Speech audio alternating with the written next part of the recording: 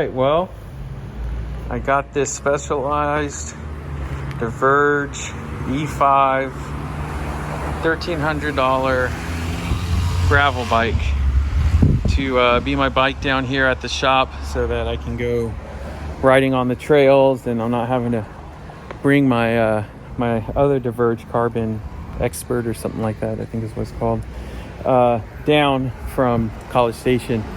It was just bringing it back and forth. It always made me nervous, taking it apart, putting it in the car, getting the car scratched up. Like, it was just, and I don't like putting the bike on a rack. I know people put their bikes on a rack, but I'm just too OCD for that. So I ordered this bike. It was supposed to be delivered December 2023. Ended up coming in a year and 2 months early. So it was fun getting the money together for that, but 'cause I'm not baller. I mean, I live a very blessed life, as they call it, and I have a good time, but I'm not independently wealthy yet. So it was fun coming up with that money, but this bike is really fun. It's a really fun bike. It's very comfortable. I have put 50 miles on it. I don't feel fatigued when I'm riding it. It has a very comfortable position. It has a nice amount of speed to it. The gearing is pretty good. The only major issue I have had with it over the last 50 miles is when I first got it, the derailleur, I guess the cable stretched a little bit. So I had to have that adjusted, and I went and rode 25 miles yesterday morning, and it rode really well. And then this morning I rode it, and it rode 98% well, and it had I could tell it was just the derailleur's just a little bit of problems. And normally I would say, why does the bike do that? I think that's an issue with the bike, blah blah. But I'm out here asking you, the person watching this. I weigh 260-ish pounds. 250 to 260 is my weight range. I'm a big guy, and I've noticed when if I get on the bike on any, when I had my CAD 10 on my I have a Specialized Sector 2015 that I'm getting fixed up, and I'm going to sell that. On that one had Claris. This one has Claris. On both of the Claris ones and on the CAD 10, I feel that since I'm a big guy, I put a lot of stress on the drivetrain, and honestly, I think it's just not quite set up for that kind. Because I've had so many other friends, they never have this issue, and they're substantially lighter than me. So is that unfounded? You tell me. Maybe I'll tag someone like GC Performance, or I don't know. I'll tag somebody. Maybe they'll give me a little reply back.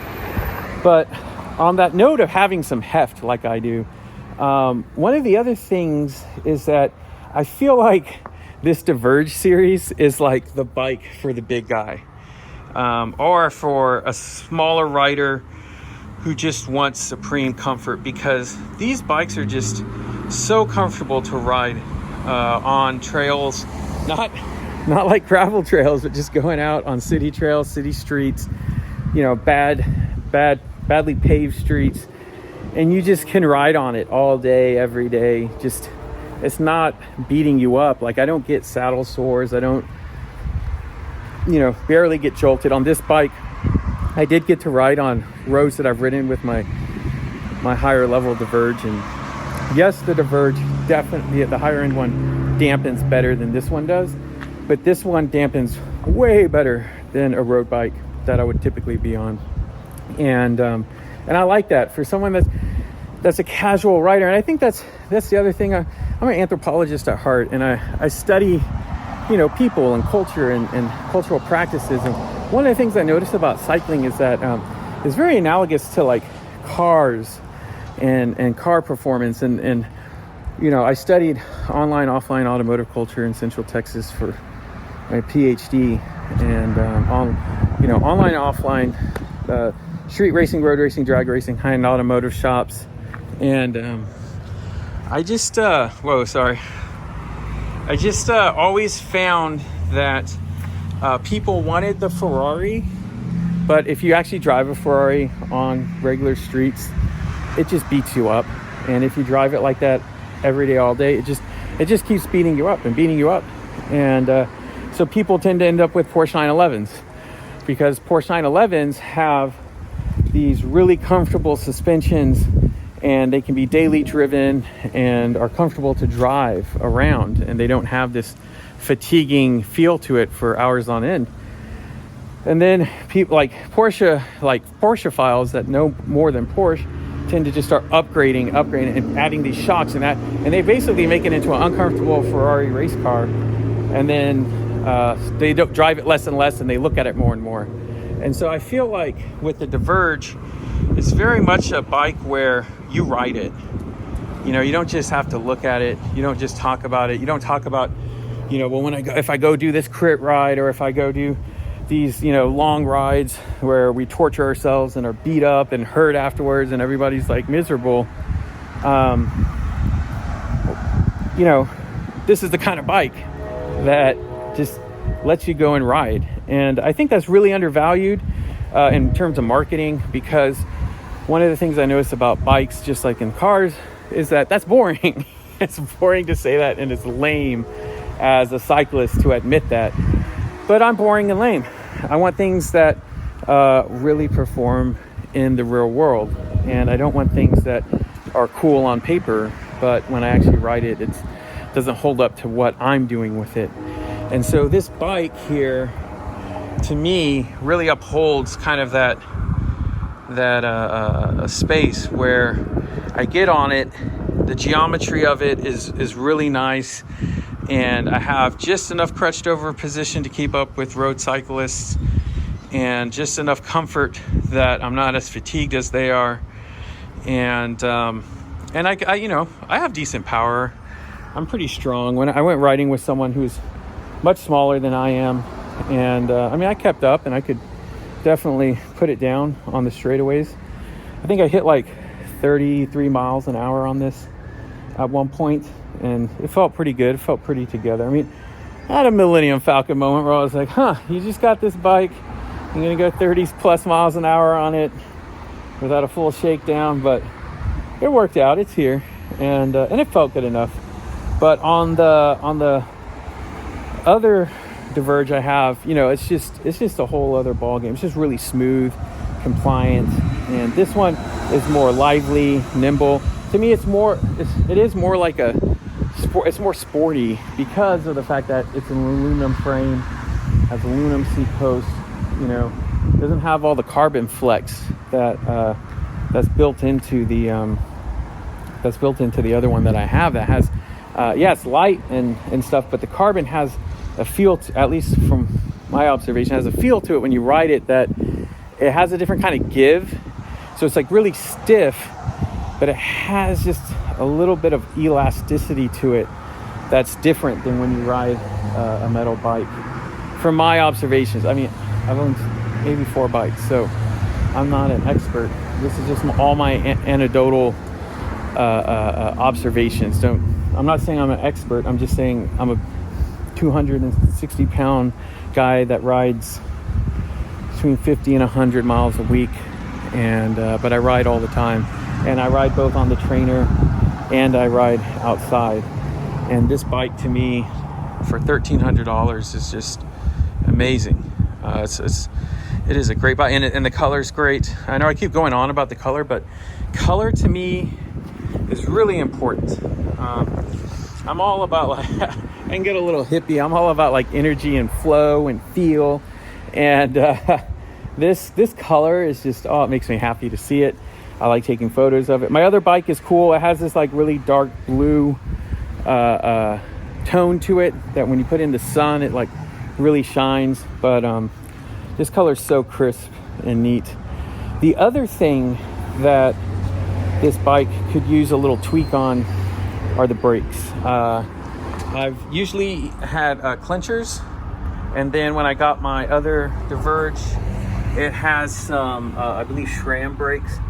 And these brakes, these are cable discs.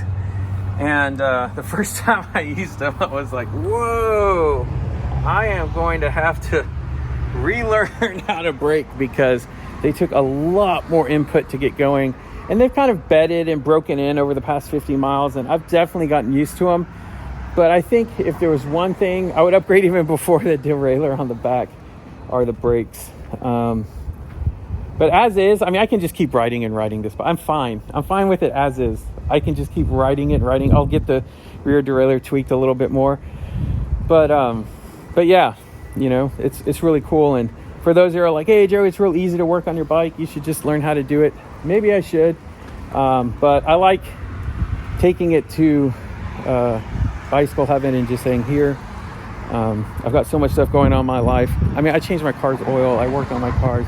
I do stuff with the hi-fi. I solder.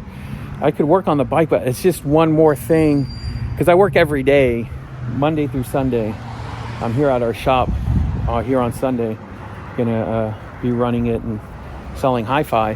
And so it's just one of those things where if I could just have one place where I just hand something over that's mechanical and say, hey, this is my Zen Space. I want this going so that when I need it to just work right and get out there and get my mind off everything, I just want this to work. I don't want to be like, oh, when I get back, I need to tweak this and change that. It's like a whole other thing. It's like the difference between people who work on their cars and people who drive their cars, and then people that just are always building a car but never really drive the car, or people that buy hi-fi to listen to the hi-fi, not to the records, but literally just buy hi-fi and listen to the equipment and keep changing it out, versus the people that buy a hi-fi like we sell Riga, and just set it up and listen to records. Like tons and tons of records. That's kind of how I set this up.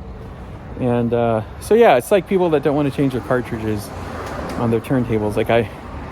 It's very easy to do, but it's nerve-wracking. I mean, I mount $5,000 cartridges on little tone arms, and most people don't want to have the liability to do that. And so for me, I know that people that work on these bikes, that's what they do. And so they can do something on here way more efficiently and way more effectively than I can as like a little shade tree guy that has a million other things going on, has ADHD. Like, I let people work on this, and I'm excited to let them work on it.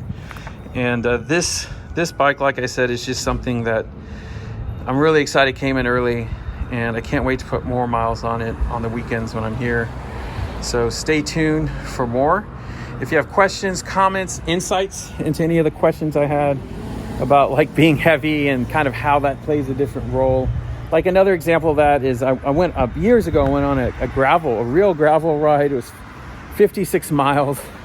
It was the Cannondale sponsored one. I rode on the Cannondale bikes, and I popped 3 tubes on the bikes. Nobody else popped tubes. And I was probably a good 70 pounds heavier than anybody else that was using their demo bikes. And I was like, dude, it's my weight. And they're like, oh, no, it's not your weight. But like, I really do believe it was my weight. There were 32cc tires on it.